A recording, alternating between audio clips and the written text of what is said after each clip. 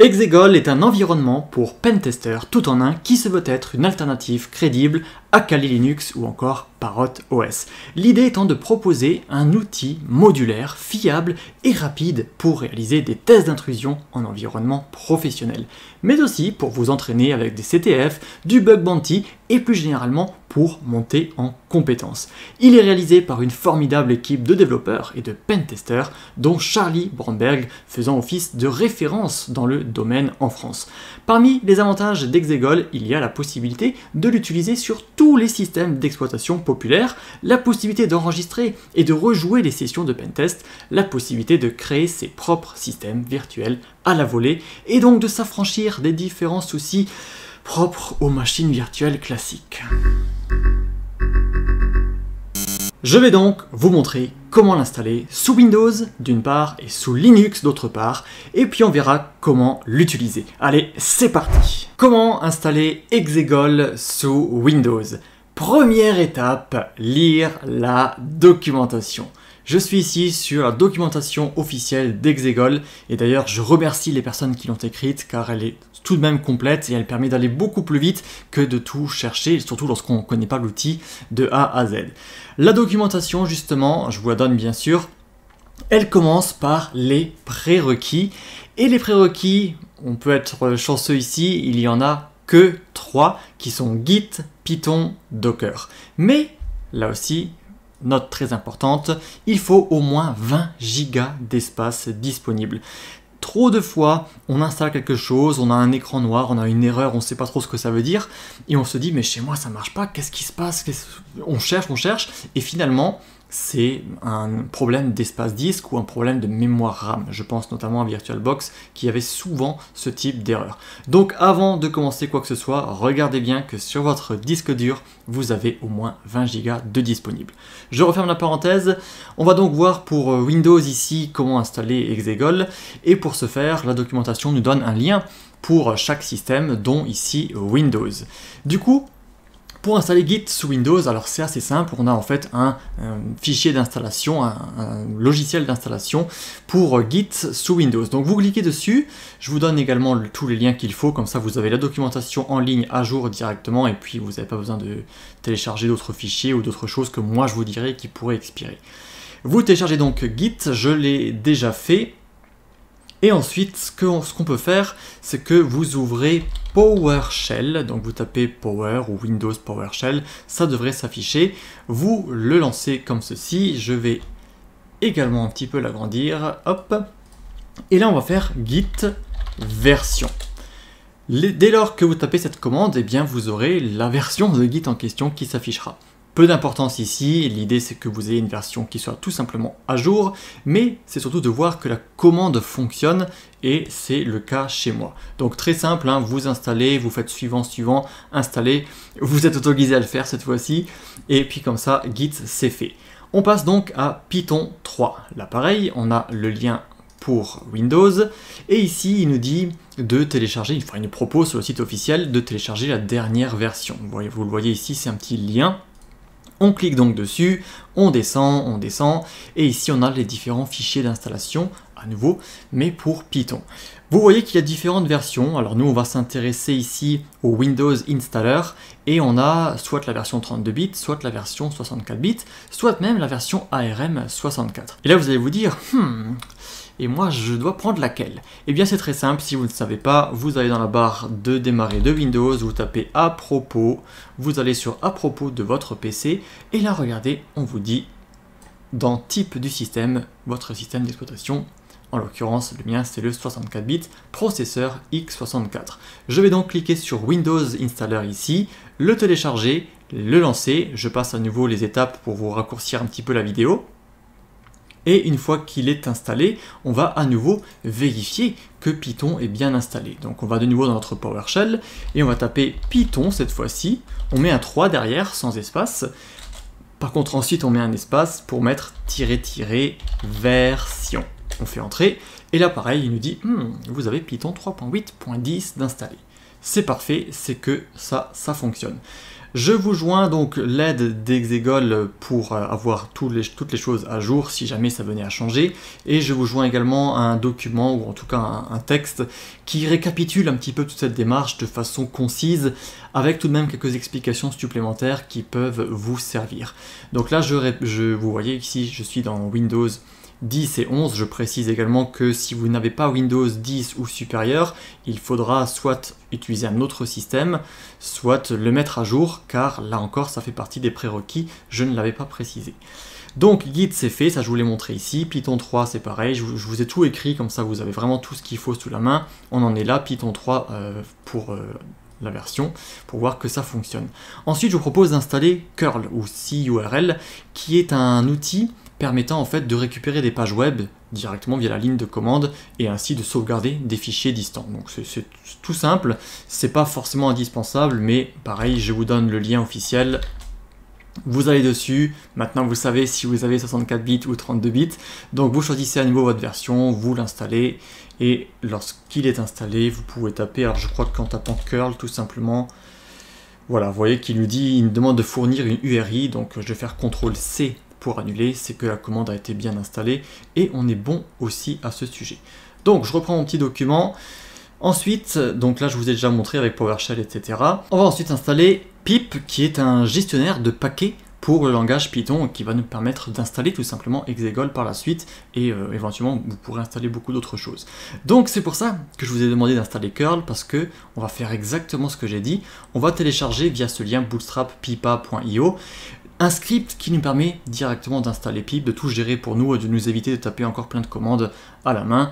Donc on fait ceci, on le fait copier-coller dans PowerShell, il nous dit ok, je cherche le fichier script, hop, c'est bon, il retourne, il nous l'a installé, et bien dans ce cas-là, on va utiliser Python 3 qu'on vient d'installer, et on lui dit Python, lance-moi ce script d'installation de pip, et puis comme ça nous, on est tranquille, on peut faire autre chose en même temps, même si normalement c'est très rapide et ça prend pas beaucoup de temps non plus. Là vous voyez que chez moi c'était déjà installé, donc il me dit je le désinstalle, je le réinstalle, et puis il me met un petit avertissement en me disant que pip il est installé dans le répertoire C2. etc. etc. Ça c'est dépendant de votre installation, vous aurez peut-être un message comme ceci aussi, et il dit donc que en fait pip n'est pas dans le path en anglais, ou chemin en français, qui est en fait une variable d'environnement spécifique à un système d'exploitation, qui dit que lorsque par exemple on tape justement Python, lorsque j'ai la commande Python comme ça, le système se dit mais où est-ce qu'il est ce programme Python, comment est-ce qu'il sait ça? Eh bien il utilise ce type de variable path pour qui dit en fait recherche par défaut dans ce dossier, dans ce dossier, dans ce dossier, ensemble les dossiers principaux où sont les programmes exécutables, et dans ce cas-là, il trouve Python qui est là-dedans. Mais nous, notre pip, il n'y est pas par défaut, il nous dit donc, nous, notre pip, il est dans le dossier là que je vous donne, il n'est pas dans path. Alors, soit on peut faire des manipulations, le mettre dedans si vous voyez comment faire, sinon c'est pas bien grave, là pour le coup, je vais, pour cette vidéo, prendre en compte ce chemin-là. Je vais faire CTRL-C pour le copier justement, et pour l'avoir sous la main, vous l'aurez de toute façon vous aussi ensuite dans votre PowerShell. Bien, ensuite ce qu'on va pouvoir faire, alors on va de nouveau vérifier si pip est bien installé, puisqu'il nous a dit que c'est fait, donc il n'y a pas de raison, mais on vérifie quand même, pip-version, et là il me dit j'ai moi la version 24, et il me rappelle de nouveau le chemin en question qu'on venait juste de copier avant. Alors c'est pas exactement le même, on est ici dans local cache, bon je vous passe les détails, en tout cas la version est installée. Ok, on a donc à présent installé Git, on a installé Python, et on va encore installer Docker, mais avant ça on a encore d'autres choses. Vous voyez qu'il y a quand même pas mal de prérequis, mais vous inquiétez pas, on va tout voir ensemble. Je vais commencer ici, comme je l'ai mis dans mon document, par installer argcomplete, donc un module Python. Je l'installe avec pip install argcomplete. Ça c'est optionnel, mais ça va nous permettre ensuite dans Exegol de directement faire de l'autocomplétion, par exemple avec la touche tabulation, donc c'est toujours plus pratique. Et vous voyez que chez moi il était déjà installé, vous l'aurez, normalement il vous dira que c'est aussi OK. Bien, on va à présent installer, alors si je reviens rapidement sur la documentation, on a fait Git, on a fait Python, et maintenant on a Docker. Alors Docker, il s'installe de façon différente si l'on est sous Linux ou si l'on est sous Mac ou Windows. Mac ou Windows, en fait, l'outil Docker s'appelle Docker Desktop. Je précise d'ailleurs, sous Mac, j'ai pas de Mac sous la main, mais OS X, M1, M2, il n'y aura pas de souci avec Exegol, vous pourrez l'installer peu importe votre architecture Mac, donc ça c'est déjà une bonne chose. Et donc voilà, donc sous Linux vous avez une autre version, bon je sais pas, enfin c'est pas une autre version, c'est juste que ça s'appelle Docker Engine normalement, et donc c'est un tout petit peu différent niveau fonctionnalité par la suite. Je ferme la parenthèse, c'est vraiment rien de problématique, en tout cas pour notre installation ici sous Windows. Mais du coup, si on va sous Windows, eh bien vous avez ici le lien tout simplement, le beau bouton bleu pour télécharger Docker Desktop. Donc vous le téléchargez, vous pouvez déjà le faire, et il nous dit à nouveau, prérequis, qu'il y a deux façons en fait de fonctionner. Nous on va vouloir la WSL, Windows Subsystems for Linux, celui que j'avais déjà présenté d'ailleurs dans une autre vidéo sur Kali Linux et sur ma chaîne YouTube. Il nous dit notamment qu'il veut une version 1 ou supérieure. Je vous passe les prérequis ici. Ce qu'on va faire nous, c'est que avant même d'installer Docker Desktop, on va installer WSL2 pour que tout ça, ça soit bon. Là, je vous donne de nouveau mon document. Je vous dis que vous pouvez taper. Vous avez plusieurs façons de l'installer. Soit vous avez la commande WSL-install. Il vous dira de suivre les étapes, de créer par exemple un compte administrateur, etc. Si vous avez déjà installé WSL, alors vous pouvez taper la commande suivante avec le -d Ubuntu en plus. Vous pouvez aussi faire WSL-update. Et en alternative, si vous souhaitez plutôt utiliser le Microsoft Store, vous allez sur le lien que je vous donne, et puis vous aurez directement l'installation, disons, plus graphique, où vous aurez aussi les choses qui s'installeront très facilement de cette manière. Donc là, je vous montre rapidement. Moi, je vais faire WSL-install. Alors, je l'ai déjà, donc on va voir ce que ça nous donne. Ouais, vous voyez, il me dit Ubuntu est déjà installé, lancement de Ubuntu. Donc, j'ai directement Ubuntu qui est lancé. Je vais faire exit pour revenir. Vous pourrez aussi faire WSL-update. Vous voyez qu'il ne faut pas trop hésiter à faire des commandes, en tout cas celle-ci, ça ne pose pas trop de problème, il va bien s'assurer que tout est à jour, que tout fonctionne. Donc je suppose à partir de ce moment de la vidéo, mettez en pause si besoin, que vous avez également installé WSL. Version 2, je précise. On va donc pouvoir installer Docker Desktop. Donc là, pareil, vous allez de nouveau sur votre fichier exécutable téléchargé précédemment. Et vous aurez l'application Docker Desktop qui se présentera comme ceci. Voilà, ici j'ai une installation toute neuve où j'ai rien dessus. Et on va aller ensuite dans Settings, la petite roue dentée pour aller dans les paramètres. On va ensuite dans Ressources, Resources. Et là, on va aller dans WSL Integration. Là, on vérifie bien qu'il dit... Alors d'ailleurs, à ce sujet-là, lorsque vous l'installez, il vous dira peut-être « Êtes-vous sûr que vous voulez utiliser WSL2 ?» Vous dites bien « Oui, je veux WSL2, je ne veux pas Hyper-V ou autre chose, je veux celui-ci. » Et donc, vous aurez dans les ressources WSL, vous cochez cette case, vous vérifiez ici également que le Ubuntu, par défaut, est installé. C'est pas grave s'il y a Debian, par exemple. Lorsque vous avez tout ça, c'est que Docker est également installé et c'est qu'on a réussi les 3 prérequis. Félicitations. À présent, alors la documentation reprend un petit peu ce que je vous ai dit, hein. Vous avez les onglets ici, Linux, Mac, Windows. Là vous voyez qu'on vous dit, bon je ne vais pas répéter les choses, mais tout ce que je vous ai montré c'est également plus ou moins indiqué dans la documentation. On passe ensuite, vu qu'on a tous les prérequis, à l'installation d'Exegol tout simplement. Et pour ce faire, on retourne dans notre PowerShell. Je vais faire CTRL-L pour y voir un peu plus clair. Je fais Python 3, la commande qui me donne, avec pip pour faire un install Exegol. Et là, c'est le bug. Non, je plaisante, ça fonctionne à peu près. Je vous dis ça parce que lorsque je fais des vidéos également, des fois on peut penser que tout fonctionne d'un coup, mais il se trouve que des fois aussi je rencontre des soucis ici et là. Ça fait vraiment partie du jeu. Je tiens à ouvrir cette parenthèse parce que trop souvent des personnes se disent « Chez moi ça ne fonctionne pas, oui mais en fait je sais pas pourquoi, moi j'ai eu une erreur » et ça arrive à tout le monde vraiment. Il faut juste au pire chercher sur internet ou demander, et puis habituellement on trouve quand même une solution, et c'est le but d'ailleurs de l'informatique, de la cybersécurité en général, que de résoudre finalement des problèmes. Je ferme la parenthèse, il me dit Successfully installed Exegol, donc c'est parfait, il s'est installé directement avec cette commande. Je reviens sur la documentation, donc ça c'était l'installation avec pip, on a d'autres façons d'installer, Prenons le plus simple, si ça fonctionne, c'est tant mieux. Une petite note, si l'antivirus sonne, ben, désactivez-le, réessayez la commande parce que peut-être qu'il peut lancer un faux positif. Ensuite, il nous parle de rajouter exegol dans ce fameux path dont je parlais avant pour qu'on puisse utiliser la commande exegol. Si on l'a fait avec pip, on s'en occupe pas, normalement ça devrait être bon par défaut, on verra bien. Troisième étape optionnelle, c'est celle-là que je vous ai citée avant par rapport au fait qu'on veut l'autocomplétion. Et pour cela, on va dans PowerShell, donc ici j'ai bien sélectionné l'onglet PowerShell, et on va utiliser cette commande. Alors vous pouvez la taper telle quelle, comme elle est dans la documentation. Chez moi, justement, ce que je disais auparavant, ça n'a pas fonctionné directement, et c'est lié avec le message d'avertissement qu'il y a juste ici, où on devrait plutôt, je vous propose directement d'utiliser ce type de commande-là, mais là encore, ça dépend de votre version de Python installée. Donc moi, ce que j'ai fait, c'est que je vous donne ici, où il se trouve, il est là. Je vous donne ici la façon, disons, je l'espère, plus standard et plus facile de faire ceci. Vous allez copier les commandes suivantes. Tout d'abord, celle-ci. On va en fait créer un dossier, qui s'appelle Windows PowerShell dans le dossier document. Je fais donc ceci. Alors chez moi, je l'ai déjà fait, donc il va sûrement me dire en rouge, attention, il existe déjà. Pas de problème, chez vous, il devra être content, il devra dire parfait, c'est bon, j'ai créé le dossier. Ensuite, ce qu'on fait, c'est qu'on va utiliser la commande, d'ailleurs ici je me suis un peu trompé, on va utiliser la commande Python, et c'est là qu'on va donner le fameux dossier dont je vous ai parlé auparavant, que du coup j'ai plus copié, donc je vais le rechercher directement. Il était ici lorsque j'ai voulu installer pip, donc c'est celui-ci qui termine par script, donc vous prenez le vôtre.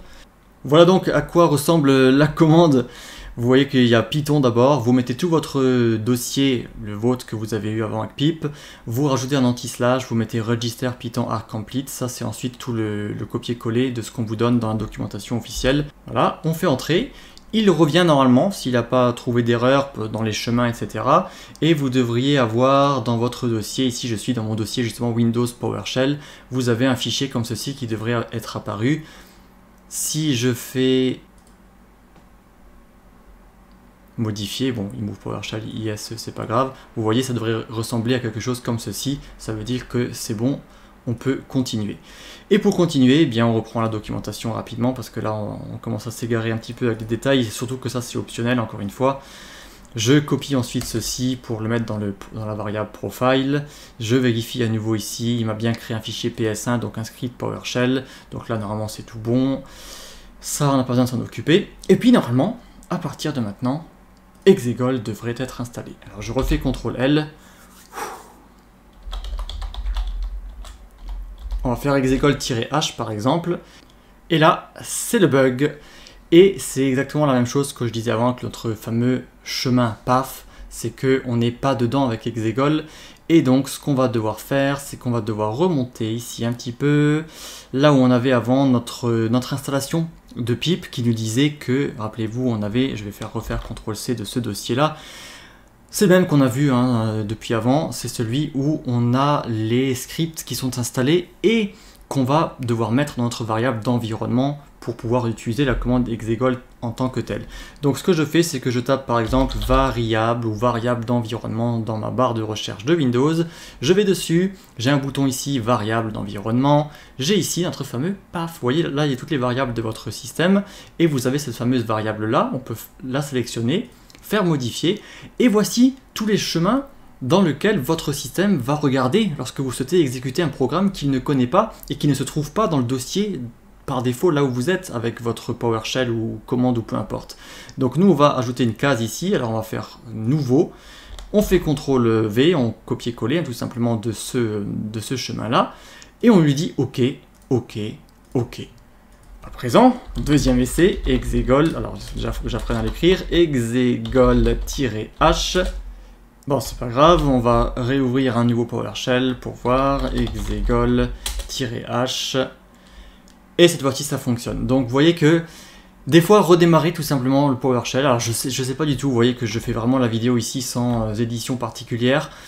Je ne sais pas pourquoi ça n'a pas fonctionné avant. Si vous savez, n'hésitez pas à le dire. Dans tous les cas, lorsque j'ai redémarré tout simplement pour PowerShell, j'arrive maintenant à accéder à exegol avec la commande -h pour voir son aide et à partir de là, c'est tout bon, on va pouvoir l'utiliser sous Windows. Voyons comment installer Exegol sous Linux et plus particulièrement j'ai une distribution Ubuntu sous la main et sur laquelle je vais vous faire la démonstration. Donc les prérequis d'Exegol, 3 choses, Git, Python 3 et Docker avec bien sûr 20 Go d'espace disponible à vérifier avant toute chose. Donc on commence par installer Git et pour ce faire, c'est assez simple sous Linux, on peut directement faire pour commencer sudo apt-get update pour mettre à jour la liste de tous nos paquets, chose à faire de toute façon fondamentalement avant toute autre chose. Ensuite je reprends mon petit fichier ici où j'ai préparé la commande tout simplement pour installer Git qui est la apt-get, hop, je la colle ici, sudo apt-get install git-all. Là vous voyez que chez moi c'est déjà installé, par défaut sous Linux c'est souvent installé, mais bon au moins au pire on mettra la commande à jour, l'outil à jour pardon, et donc c'est pas plus mal de la taper quoi qu'il arrive. Ensuite on va vérifier avec git version, donc ça c'est pour voir que c'est bien installé, vous voyez chez moi c'est la 2.34.1. Ensuite on passe à Python 3, là pareil c'est la même chose. Par défaut, il est souvent installé, mais on va faire sudo apt-get ou apt install directement Python 3. Et vous voyez que chez moi, c'est aussi installé et c'est à jour. On peut vérifier avec, de la même manière, Python 3, hop, version. Chez moi, c'est la 3.10.12. C'est donc OK. Et ensuite, on va également installer pip, même remarque toujours que précédemment, j'entre la commande, il me dit que c'est la version la plus récente qui est installée, c'est parfait. Je fais ensuite la commande pip-version pour avoir la version de pip, et j'ai la 22.02. Les versions que je dis, c'est absolument pas obligatoire d'avoir les mêmes que moi, c'est juste pour vous montrer que chez moi les commandes fonctionnent.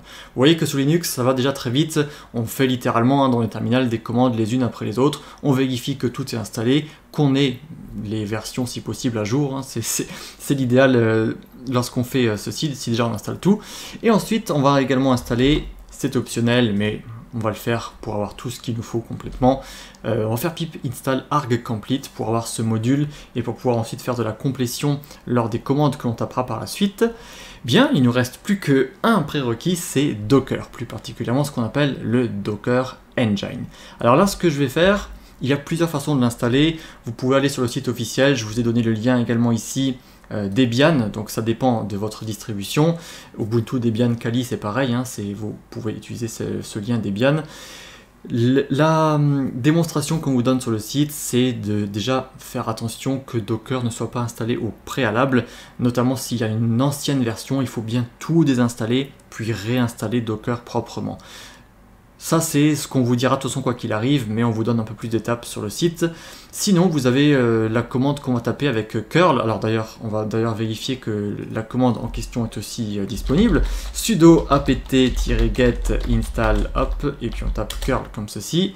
Là pareil chez moi elle est à jour, si vous ne l'aviez pas, et bien installez-la parce qu'on va la taper dans la commande qui suit, qui est donc un script en fait, qui est un script d'installation de Docker pour Linux. Comme ça, nous, on a juste à le télécharger, à l'exécuter, et on n'a pas besoin de taper toutes les commandes une par une.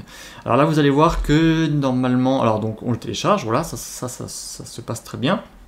Et ensuite, on va faire sudo sh pour utiliser notre commande shell, et on va faire get-docker.sh. Lorsque je fais ceci, il va souvent, voilà, il me le dit que Docker est déjà installé. Bon, chez vous, il le dira certainement pas, il va continuer, c'est parfait. Ça peut être utile et utilisé pour mettre à jour Docker. Donc pour moi, encore une fois, ça ne pose pas de problème. Par contre, si j'avais une version différente, là, il aurait fallu d'abord tout désinstaller proprement, puis tout réinstaller. Donc ce message s'affiche et il me laisse 20 secondes pour faire un CTRL-C pour annuler si jamais je veux annuler. Sinon, vous voyez, si je touche à rien, eh bien, il passe directement à l'installation.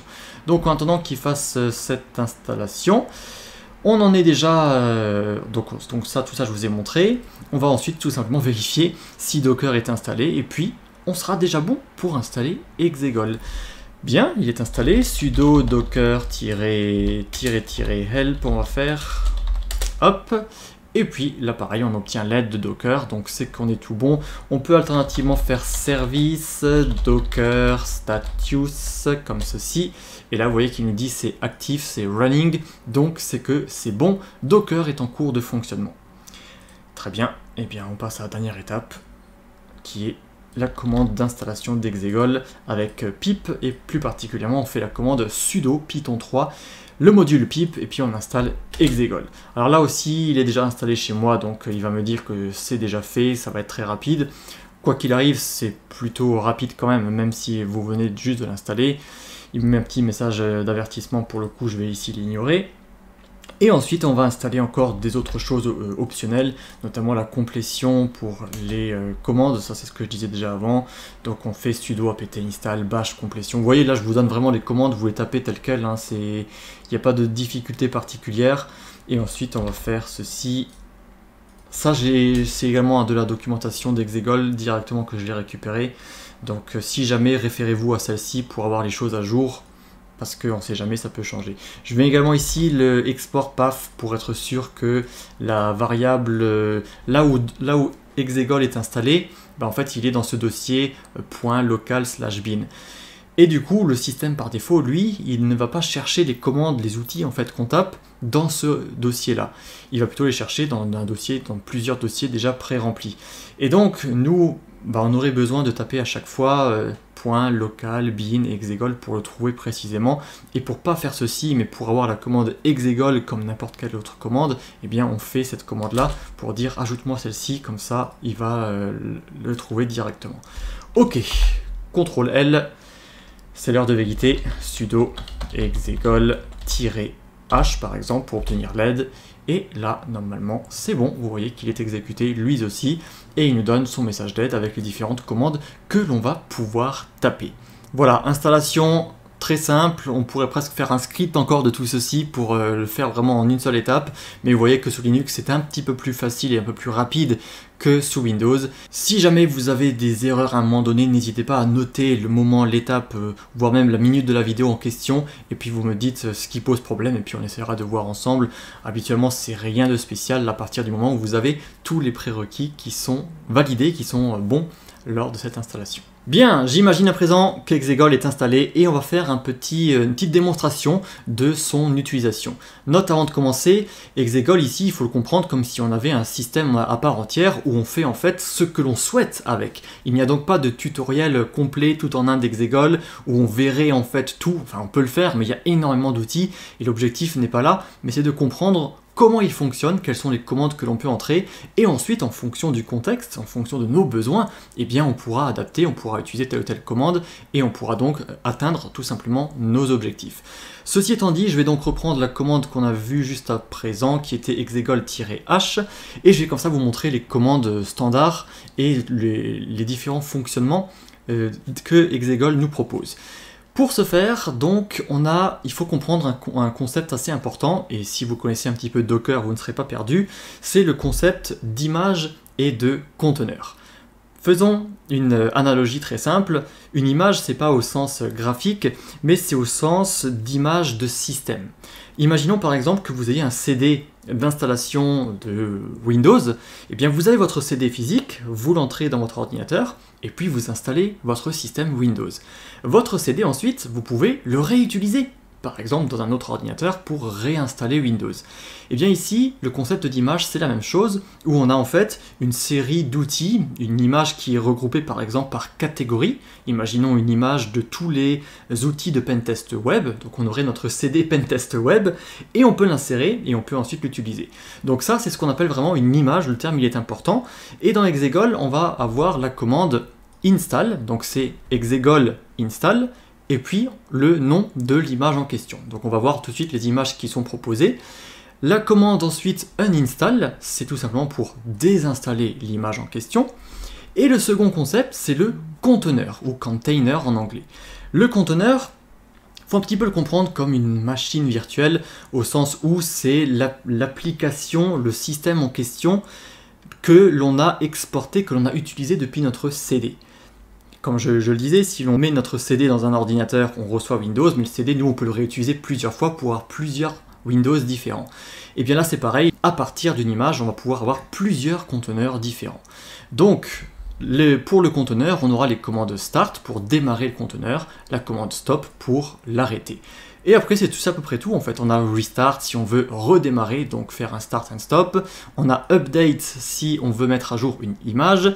Et on a remove également pour le conteneur. Alors j'aurais peut-être un petit peu plus ici catégorisé l'aide pour avoir vraiment les parties images et les parties conteneurs en séparé. Mais bon, tout est écrit ici, faut juste pas confondre les commandes entre les images et les conteneurs.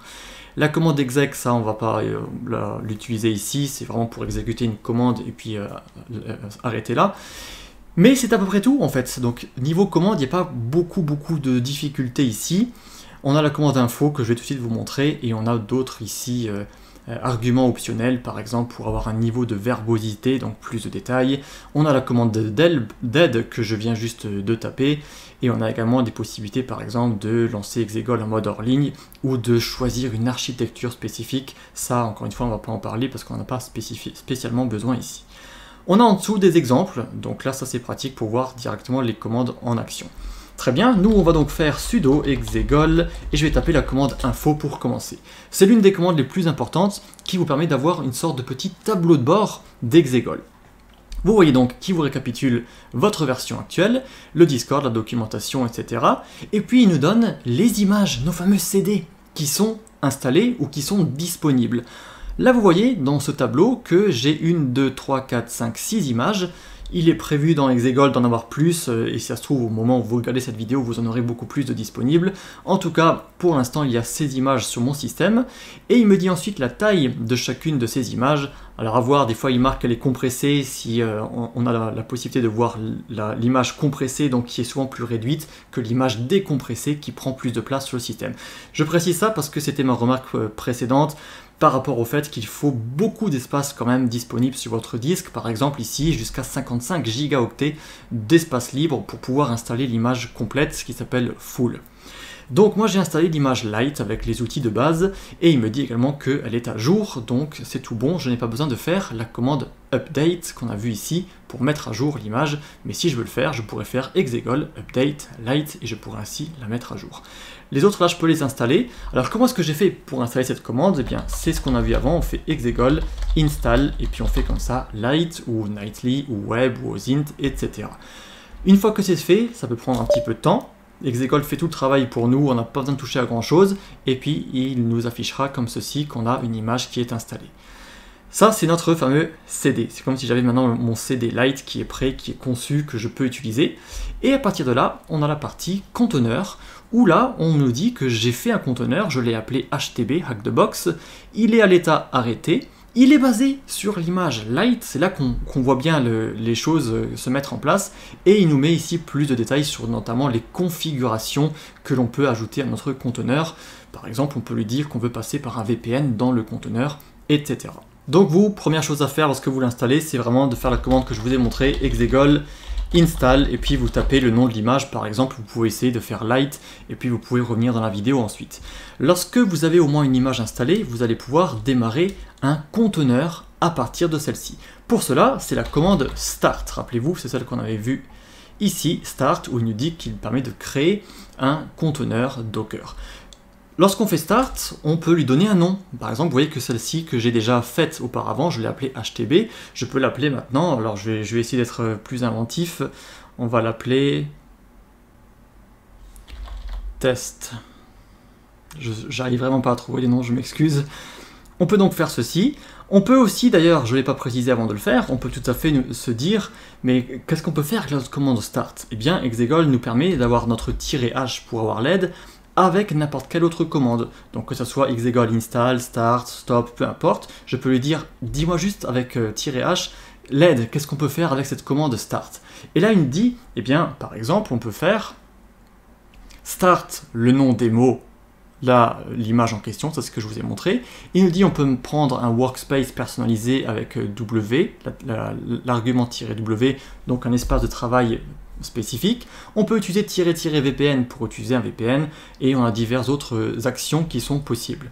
Donc si je reprends ma commande avec start, moi je peux me baser là-dessus, je peux me dire, bah tiens, je vais l'appeler démo, vous voyez que j'ai déjà trouvé un meilleur nom. Je utilise mon image light parce que je n'ai pas installé l'image full ici, et à partir de ça, eh bien, je vais par exemple pouvoir dire, écoute, fais-moi ceci, ça me va, ça suffit. Là, il nous remet un espèce de petit tableau de bord, un résumé, qui nous dit, ok, votre image, votre nom de conteneur c'est démo, l'image c'est la light que vous avez installée qui est à jour. Il me met des identifiants pour ma nouvelle machine, dont ici l'identifiant root, mot de passe qui est donné ensuite. Il me dit est-ce que j'ai une interface de bureau? Non. Il me dit le mode réseau, etc. Bref, je passe les détails ici, c'est pas très important. Il nous dit en bas que ça a été créé et j'ai même pas le temps de finir de parler que vous voyez que là je suis déjà sur mon conteneur que j'ai créé qui s'appelle démo. Donc si je fais ls ici, bon j'ai pas grand chose, mais j'ai vraiment l'environnement Linux qui est finalement virtuel et qui est directement accessible où je peux faire des manipulations, etc. Je ne risque rien de casser. Il faut bien comprendre que j'ai ici créé littéralement une machine Linux, mais dans laquelle sont les différents outils préinstallés. C'est là qu'on se dit, mais du coup Michel, quels outils se trouvent dans cette image light? Qu'est-ce que je peux faire avec? Eh bien, je vous répondrai que c'est à nouveau dans la documentation. Plus précisément, ici, on a la Tools List et on a des fichiers CSV qui reprennent les outils, vous le voyez, des différentes images. Donc, si moi je reprends la Lite, c'est celle-ci que j'ai, la dernière version, j'ai le processeur, l'architecture AMD 64 et ici, j'ai donc le fichier Excel qui reprend la liste d'outils.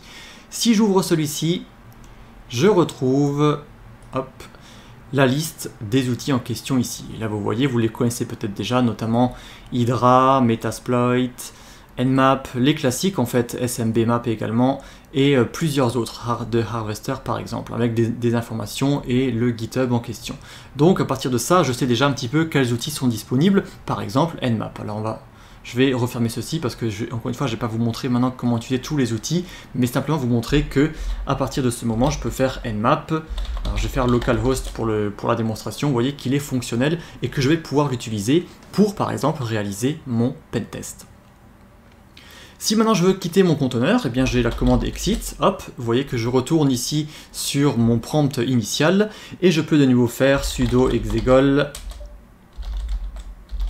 info pour voir où j'en suis, et là il va me dire que j'ai mon conteneur démo qui est toujours lancé. Je n'ai pas dit stop, je suis juste sorti de celui-ci. Je peux donc retourner avec la commande start dans celui-ci si je le souhaite, ou alors je peux l'arrêter avec sudo exegol stop et je mets son nom démo. Là vous allez voir qu'il va me dire ok, on arrête le conteneur. Si je refais info, vous voyez qu'il est arrêté, et là libre à moi si je le souhaite de nouveau de le redémarrer. Voilà donc le fonctionnement basique de Exegol. Maintenant on va aller un tout petit peu plus loin quand même dans cette vidéo où je vais vous montrer comment faire une application pratique en utilisant notamment l'option VPN. Et pour ce faire, j'ai ici le Hack the Box avec la machine de base du Starting Point pour voir comment ça fonctionne et qui est parfaite pour cette démonstration. Je vais donc imaginer que vous avez fait un compte sur Hack the Box, que vous êtes dans le Starting Point, et ici je suis dans la machine Mew, dans laquelle je peux ouvrir ici ma configuration VPN. Donc ça c'est comme ça que Hack the Box fonctionne, il n'y a aucune particularité par rapport à Exegol. J'ai déjà moi téléchargé sur mon bureau le fichier de configuration VPN que Hack the Box vous donne. Il vous donnera tout simplement avant de lancer votre machine le fichier, il vous dira vous veuillez le télécharger, vous choisissez le serveur, etc.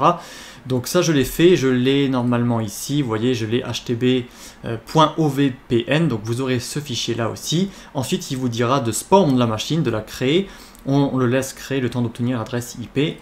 Et pendant ce temps-là, je vais déjà préparer ma commande qui va donc être sudo exegol. Alors je vais faire un autre conteneur par exemple, je vais lui dire tiens je veux démarrer un nouveau, donc je vais pas l'appeler avec un nom qui est déjà pris, je vais l'appeler par exemple en toutes lettres Hack the Box comme ceci, et là je vais faire --VPN pour lui dire passe-moi tout ce conteneur dans ce VPN pour pouvoir accéder à la machine Hack the Box. Et celui-ci, je l'ai mis de mémoire dans desktop, ça doit être ceci, et il s'appelle htb.ovpn. Donc je vais pouvoir faire ceci, je vais juste regarder si j'ai l'adresse IP dans Hack the Box, c'est bon. Elle est ici, je clique dessus pour la copier et je lance à présent ce conteneur.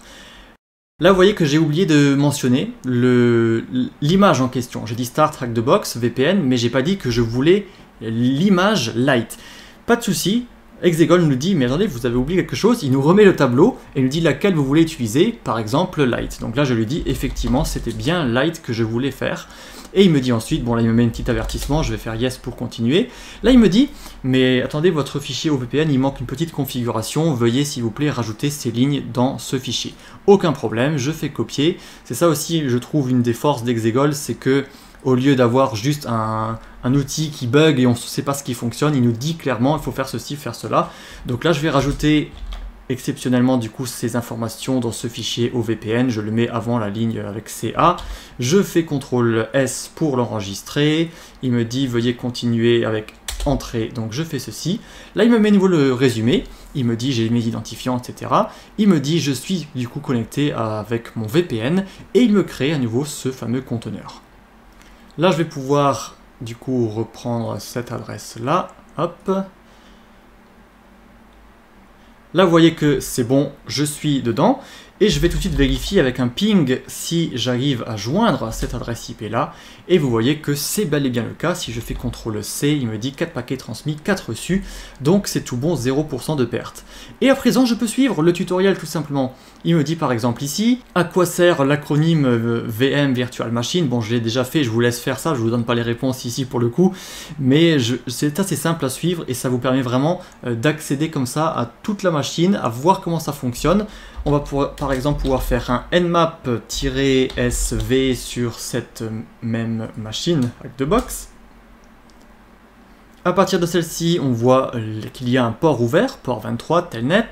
Donc on a l'outil telnet que l'on va pouvoir utiliser à nouveau sur cette adresse IP. Hop. Voilà, il nous dit qu'on est bel et bien connecté. Logging, alors là du coup, on va faire par exemple route. Je crois que c'est dans Hack the Box qu'il nous donne des indices, etc. Et vous voyez qu'on est bel et bien connecté sur la machine Hack the Box cette fois-ci. Donc là, il faut bien comprendre, il faut bien suivre qu'on a notre système hôte, ici Ubuntu Linux, dans lequel on a utilisé Exegol pour créer un conteneur. Et dans ce conteneur, on s'est connecté encore une fois à la machine Hack the Box. Donc vous voyez qu'il faut bien saisir un petit peu tout ça pour ne pas s'y perdre par la suite. Et là, lorsque je fais ls, j'ai le flag.txt. Donc je vais pouvoir faire avec la commande cat flag.txt. Je vous montre un petit peu ici la réponse tout de suite. Si vous ne l'avez pas encore fait, si vous débutez sur Hack the Box, essayez de suivre le tutoriel et puis basez-vous sur ce que je viens de vous montrer pour trouver tout simplement la réponse. Je vais de nouveau faire ici exit pour de ce fait ressortir de ma connexion telnet. Je me retrouve ici dans mon conteneur à nouveau et je peux lui aussi le quitter avec exit et là je retourne à mon tableau de bord. Je vais vous montrer une autre chose également, c'est que je peux par exemple faire une interface bureau avec Exegol, parce qu'on pourrait penser ici que tout est en ligne de commande, qu'il manque un peu la partie graphique. Eh bien non, figurez-vous que c'est aussi possible. Par exemple, je vais en créer une autre ici, je vais l'appeler Hack the Box 2, même si c'est bon, je vais l'appeler autrement peut-être. Démo 2, voilà. Et ici, je vais pouvoir lui dire, je veux donc mon image light, et je fais tirer desktop. Alors regardez bien, je fais ceci. On le laisse à nouveau charger ce conteneur. Et là, vous voyez déjà que cette fois-ci, qu'il me met dans le résumé qu'il y a un lien localhost avec un port spécifique. Lorsque j'ouvre ceci, ou je vais le copier l'entrée ici dans Firefox, il a bien démarré, et bien regardez, dans mon navigateur, alors bien sûr ici il faut que je m'identifie, donc le mot de passe c'est root et c'est... Non, l'identifiant c'est root et le mot de passe c'est celui que je viens juste de copier. On fait comme ceci, envoyer, ça c'est bon. Et là vous voyez qu'on est littéralement connecté de façon graphique à notre système Exegol et qu'on va donc pouvoir utiliser comme une distribution Linux classique dans notre navigateur directement. Vous voyez que j'ai de nouveau mes différents programmes, j'ai Firefox, j'ai ici des applications Exegol, là en bas aussi je peux accéder à mes fichiers, etc. Je fais vraiment tout comme ça, directement en ligne et sans configuration lourde et spécifique. Vous voyez que tout est géré et ça c'est vraiment très pratique pour nous pour pouvoir facilement et de façon souple modulaire accéder à nos différents documents et finalement parvenir à nos objectifs. Alors je vais de nouveau fermer ceci et puis vous montrer une dernière fonctionnalité très intéressante d'Exegol, c'est la possibilité de faire du logging, c'est-à-dire de pouvoir noter, de pouvoir garder une trace des différentes actions que l'on fait au sein d'un conteneur. Ici, du coup, au lieu de faire -, desktop, je vais faire -l qui vient de log et je vais ainsi faire comme ceci. Et là, la petite différence qu'il y a, c'est qu'on a l'icône du bouton d'enregistrement au tout début du prompt qui me dit tout ce que vous tapez maintenant, ça va être enregistré. Et comme ça, si plus tard on a fait un pentest ou même pour nous-mêmes, on veut se récapituler ce qu'on a fait, eh bien on pourra montrer au client ou à nous-mêmes que les commandes tout simplement qui ont été tapées et on a vraiment une trace, on n'a pas plusieurs terminals, on a fait des choses ici, on ne sait pas trop où on en est, on a vraiment quelque chose qui est bien, qui est clair, qui est carré. Donc là je vais taper peu importe, par exemple ls, on a un dossier logs, donc je vais faire cd logs, je fais de nouveau ls et vous voyez qu'on a justement ce fichier d'enregistrement qui a été créé. Il est créé grâce au programme Askinema et c'est celui-ci que l'on va pouvoir ensuite utiliser, lire avec la commande Askinema pour revoir les commandes qui ont été tapées. Je peux, je crois, déjà le faire directement là. On va essayer. Je vais faire Askinema et on fait donc Askinema play et on lui donne le nom en question. Donc par exemple 27, ici ça s'appelle comme ça finit par Askinema. Je fais entrer, regardez là je touche à rien sur mon clavier et normalement il va faire exactement ce que je vous ai montré, ls, vous le voyez. Ensuite j'ai fait cd logs. Vous voyez vraiment qu'il fait comme si je tapais au clavier et il fait de nouveau ls et là on a fini notre enregistrement. Enfin pas encore tout à fait parce que du coup il montre également que j'ai fait Askinema play. Donc je vais faire CTRL-C ici pour arrêter. Mais voilà en gros comment ça fonctionne et bien sûr on peut ensuite exporter ce fichier Askinema. Si je fais ici exit, je vais par exemple faire ls. Alors c'est dans mon dossier roots ici, exegol, ça sera dans votre dossier personnel, hein. Moi je vais lancer avec la commande sudo, d'ailleurs je vais faire aussi sudo ici, donc en tant que root, ce qui fait que je suis dans /root.exegol, sinon ça sera /home /votre nom d'utilisateur.exegol, et ensuite on a, alors je crois qu'il nous a montré ici, on a workspaces, et on a demo2, et donc là normalement on aura logs également si je ne me trompe pas, vous retrouvez ici le fichier d'enregistrement que l'on va pouvoir utiliser en installant Askinema sur un autre système, en dézippant ce fichier, et on peut ainsi récupérer vraiment la trace en dehors du conteneur. Donc voilà un petit peu dans les grandes lignes le fonctionnement d'Exegol. Il n'y a pas beaucoup de choses très compliquées. Ensuite, c'est vraiment l'histoire de se mettre dans le bain, on va dire, de l'utiliser, de voir un petit peu les images qui nous conviennent, de faire ensuite des pentests ou des CTF en pratique, et puis à vous de me dire ce que vous en pensez, si ça vous convient par rapport à Kali, si vous trouvez que c'est un peu plus performant, un peu moins performant.